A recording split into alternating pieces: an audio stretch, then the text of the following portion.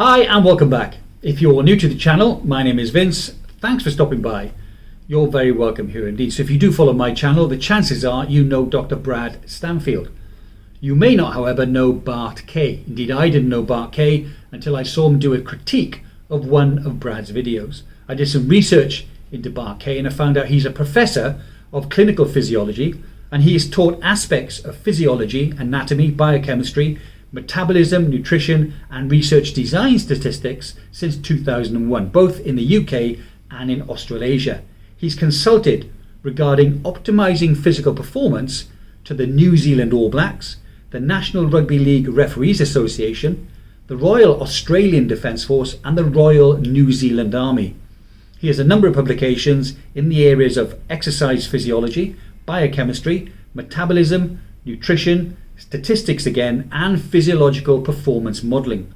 Professor K has written and lectured university courses in cardiovascular and respiratory physiology, exercise sciences, exercise physiology, biomechanics, anatomy, kinetics, nutrition, statistics again, and research methods. He's also taught biochemistry, cell biology, and human organ systems. He has written multiple peer-reviewed science articles, including research projects and reviews of literature in the areas of biochemistry, physiology, physiological modelling, statistics yet again, and nutrition. He's also acted as a subject matter expert peer reviewer for submissions to 3 academic journals. So in my humble opinion, Bart K's credentials are indeed sound. The video you're going to watch is an edited version of a 44-minute video where Bart K critiques one of Brad Stanfield's videos. I urge you to watch the full 44-minute video because there are some very interesting points that Bart K brings up. Enough waffling off me. Let's jump into the video and let's see what he's got to say about Dr. Brad Stanfield. Hello everyone. There's a massive new study looking at omega-3 that we need to go through because despite what the TV commercials say, there's a lot of controversy around omega-3 and whether it actually protects our heart or not. What this study did is combine all of the data that we've got about omega-3, so it's called a meta-analysis. Well, no, it didn't actually, Brad. It excluded quite a bit of the data, and possibly with very good reason, as you yourself actually say later in this very video. So, no, it didn't combine all the data available at all. And it gives us an overall answer.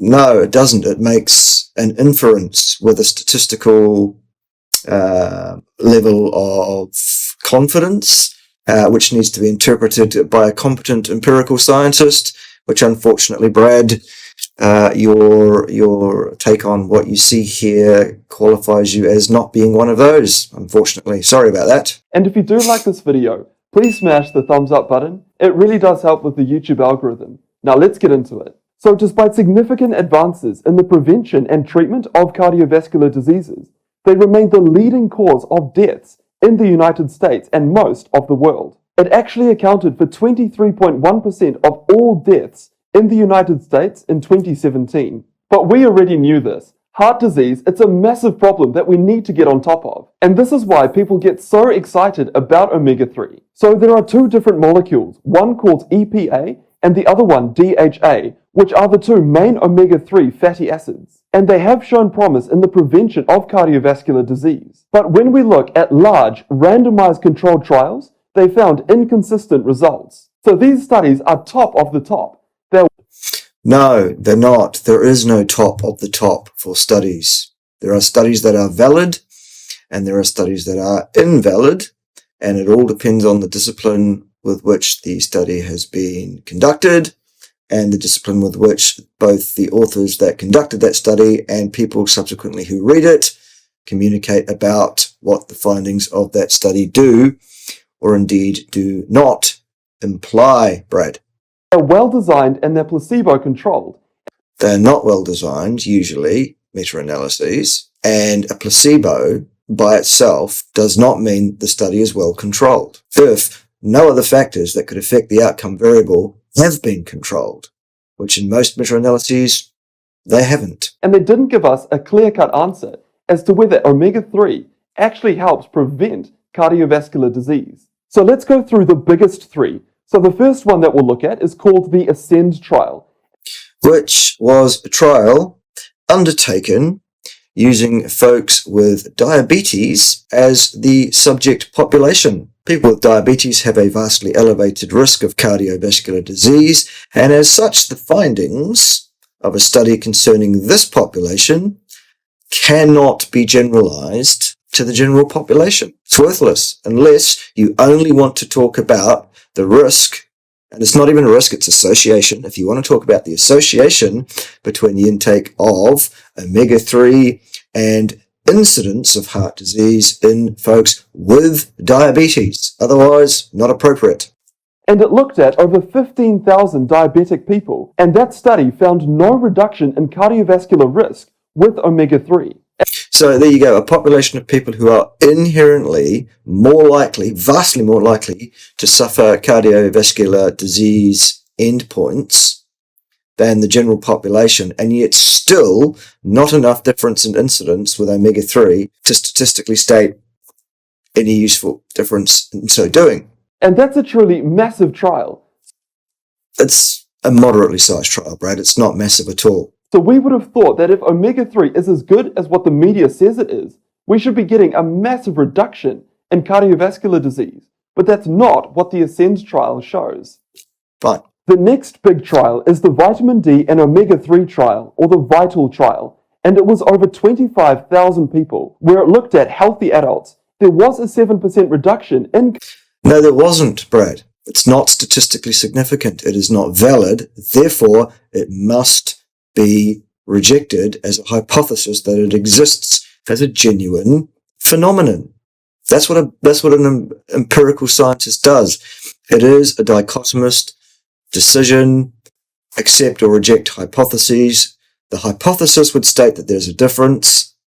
The statistical analysis showed that there wasn't one. End of discussion. So there wasn't a 7% change at all. And by the way, a 7% change in an outcome variable in a large meta-analytical study is so near zero as makes no odds. 7% is absolutely nothing in a meta-analysis. Nothing at all. Again, a competent empiricist would know that. cardiovascular disease, but it was not statistically significant. So there you go. No result then. What was unexpected about this trial is that there was a 28% reduction in the risk of heart attack. Okay, no, there wasn't. It wasn't risk, it was association. These kind of associative studies are completely incapable of informing on cause and effect. When you talk about risk, Attacks. So that's a massive reduction. when you talk about risk, you are inferring a cause and effect relationship. Because if you take omega-3 oil, it will reduce your risk, you are inferring cause and effect to an associative study finding. Not appropriate. So there was a 28% reduction in incidence. Okay. Now, have a look at the absolute value. How many incidences occurred in the study? Very few. So 28% seems like a big number, but it's not, because you look at the incidence of, in this case, death, I think that he was talking about there, per 1,000 person years of follow-up in the study, and it's almost none. So almost none and 20%, 28% more than almost none are still both almost none. The result is meaningless. 28% in a major meta-analytical study, Brad, is nothing. You need several 1,000% change, relatively, before you can say we've got something really meaningful here. Again, competent empiricists know this. This is why you should stick to being a doctor. Reduction in heart attack risk. So 28% is a massive reduction in risk, he just said. No, it isn't. I've just explained why it isn't. Wrong. Complete nonsense, Brad. Since that reduction was so large, It was not large. It was nearly nothing. It was absolutely nothing to all intents and purposes to any given human being who might follow the advice of this study over a 100-year lifespan. No difference to speak of. Get it right, please, Brad. this paper was heavily criticized because other papers, they didn't show much benefit, if any benefit at all. Whereas this paper, it was a huge benefit. So we did. No, it wasn't. Please stay in your lane. You are not an empirical scientist. didn't quite know what to make of this trial. And the final trial is called the Reduce-It trial. And this trial gave a highly concentrated form of EPA. And this paper found a statistically significant 25% reduction in the risk of heart attacks. So again, nothing. 25% in a meta-analysis is nothing. Just because something is statistically significant doesn't mean that it has any practical utility whatsoever. And 25% risk in heart attacks in large cohorts of people that they're looking for heart attacks in is nothing. Overall, looking at these trials, we've got one trial saying that there isn't any benefit of taking omega-3. 2. Whereas the other two trials, they do show a benefit.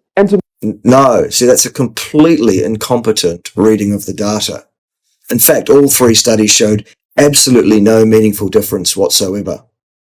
Nothing to write home about, nothing to get excited about, no effect of omega-3 on any of the outcomes that have been touted for it in any practical sense to any one given human being over a 100-year lifespan, Brad. That's what the data shows us. To make matters even worse, previous meta-analyses, where they pull together all of those trials and see what it shows, those analyses, they came to conflicting results as well. So there are 3 recent meta-analyses of the effect of EPA and DHA on multiple cardiovascular outcomes, and they all reached entirely different conclusions. Well, that there tells you exactly how poor the quality of evidence is that exists in this area, doesn't it, Brad? If there was a clear relationship, then all 3 studies would agree, and they would agree to a large level of coincidence with one another. They don't.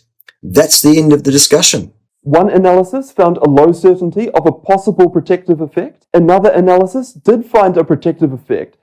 You cannot claim protective effect. Cause and effect cannot be established using these associative trials.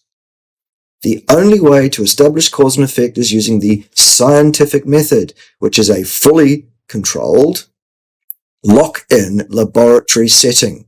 You cannot lock human beings in a laboratory for years and years and years to follow them up in a properly controlled environment. Ergo, you cannot assert cause and effect because there are confounders. There are covariates. There are all sorts of problems. This is not science, Brad. This is nonsense. This is ideology. But they dismissed it as uncertain after using a very conservative hypothesis correction. And no correction should ever be applied to raw data. It is totally, utterly contraindicated as a scientific thing to do. Scientists control, in the first instance, in the design of their research, and they collect data according to disciplines. Okay, let's move on.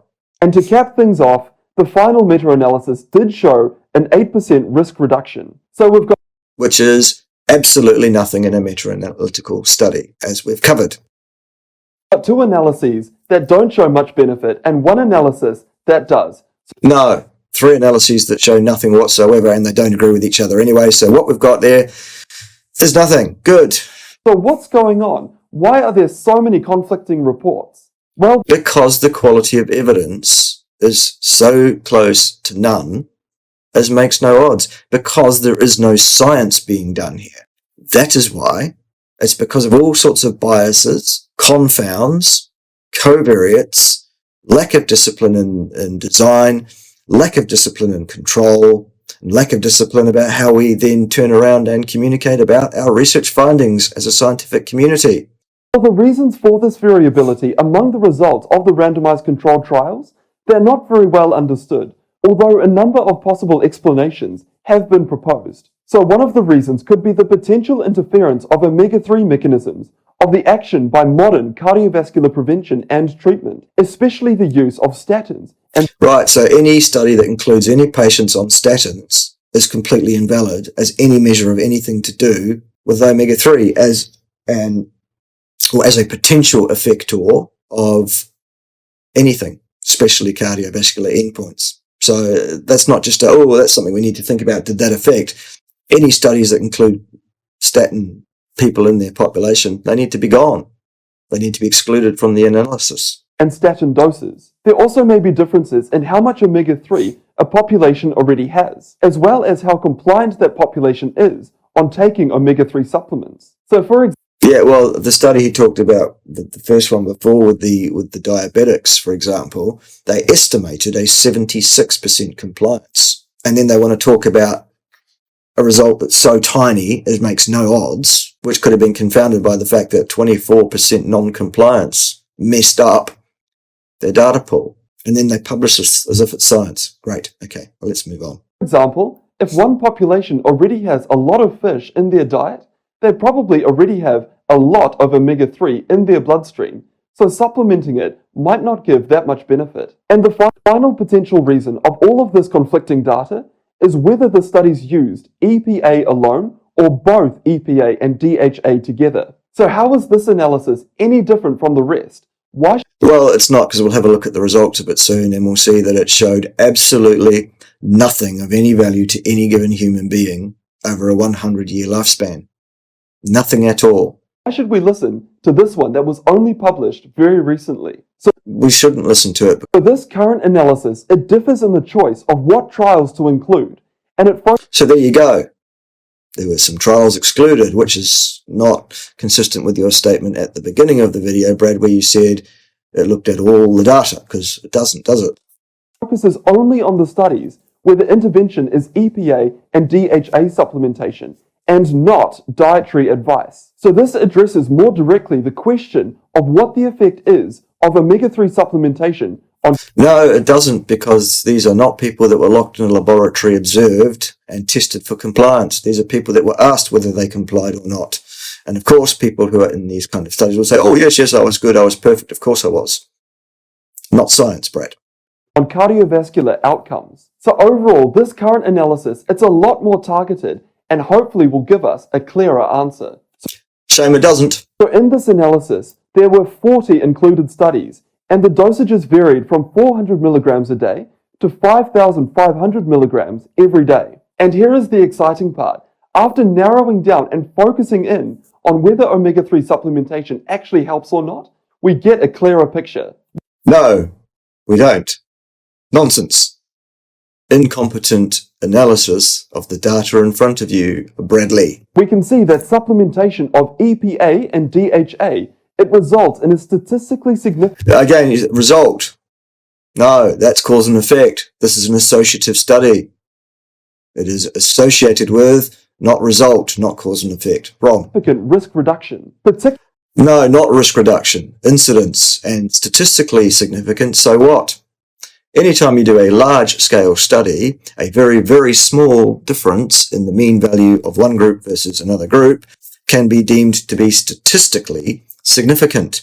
However, the practical utility of that is usually near zero if that difference in its absolute magnitude is almost none. And that's what we've got here. Particularly with the risk of heart attack, and it was a high-grade level of evidence. So that is... Yes, a high-grade level of evidence of a statistically significant difference that is so close to zero as makes no odds to any given human being. That's the bit you left out at the end there, Brad. That's the bit that leads me to once again reiterate, please stay in your lane. You are not an empirical scientist. You are a physician. Go and do that. So I hope you found that interesting or informative, hopefully both. I've made a few notes. If you'd like to answer the questions I will pose during my summary, that would be much appreciated. So Brad is an MD and Bart is a professor. Bearing in mind Bart's qualifications and experience, if you watch the full video, as Brad continues with the other two studies, he makes recommendations that Bart believes open him up to medical malpractice. So if you watch the full video and you see what Bart says, feel free to leave comments in the comment section below as to whether or not you believe Brad is opening himself up to medical malpractice. Also, if Brad is that far out with his review of this scientific study, what about the other videos that he's uploaded where he may well be out and people may have acted on those recommendations or the information that he's imparted? That probably could be quite serious. Again, let me know what you think in the comments below. So, to be a successful YouTuber, they tell you that you need to make thumbnails and titles that grab the attention of the viewer. Using a thumbnail like this is not going to get many hits. So if you take a few moments to check out Brad's previous thumbs and the descriptions on his channel, he uses words quite regularly like stunning, amazing, groundbreaking, scandalous, game-changing, crucial and epic. Whereas most of the reviews I've read of clinical studies seem to be fairly mundane, and the outcome is pretty much what everyone had thought, much the same as the omega-3 study here. That said, what if Brad is 100% wrong and Bart is 100% right?